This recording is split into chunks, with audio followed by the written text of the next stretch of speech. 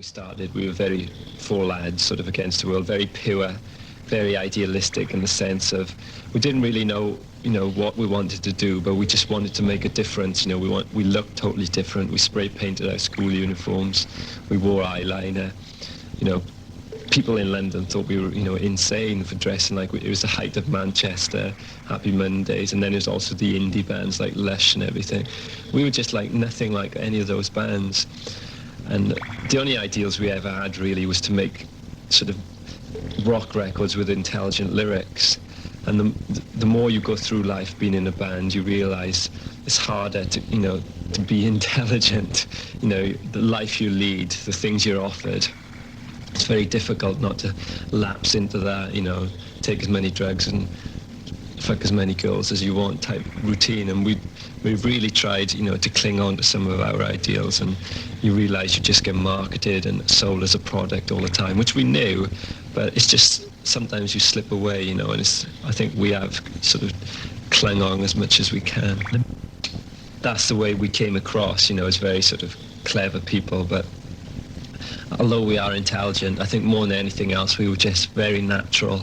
We talked to interviewers the way we talk to ourselves, and I think a normal person does criticize a lot of things. If you go down the pub or wherever, you do say, oh, I fucking hate that band, or I hate this part of society. And we did that. We thought there's no point trying to stop that. We're just going to say, look, we hate these things. We want to do something about them. And journalists found that very, strange, because most bands just talked about music. And we were different. And I think we were represented then as having some master plan. But in all honesty, it was just very natural, because we'd known each other for so long.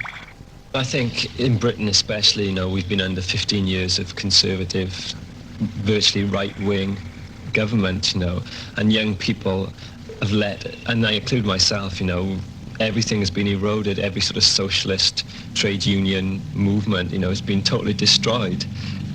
NHS, National Health Service, has been totally destroyed.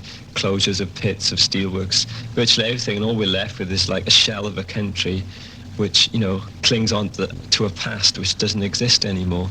And I think you can't just blame that on politicians, you've got to blame it on the population, and the young generation are very selfish and very greedy.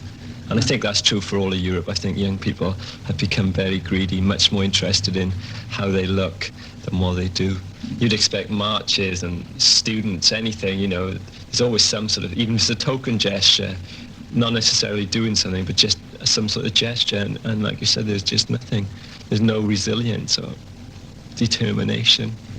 I can't admit that, or, say that we ever provide any answers, but I do think we sort of create a lot of awareness and a lot of questioning of society and institutions, and the things we write about are not like any other band, and although this album is a bit more personal, like I said, it does reflect a lot of the things, which we've seen happening around us. But yes, a very beautiful image, flowers, and for some strange reason, the human spirit will always take flowers to someone in hospital. I mean, it's the last thing they need. They're lying in hospital, they probably prefer a bottle of whiskey or something, but it's always a very natural thing to go and take them flowers.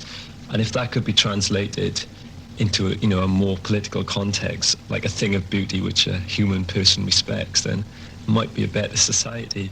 But instead, out of that situation, they'll buy an expensive car or a consumer product.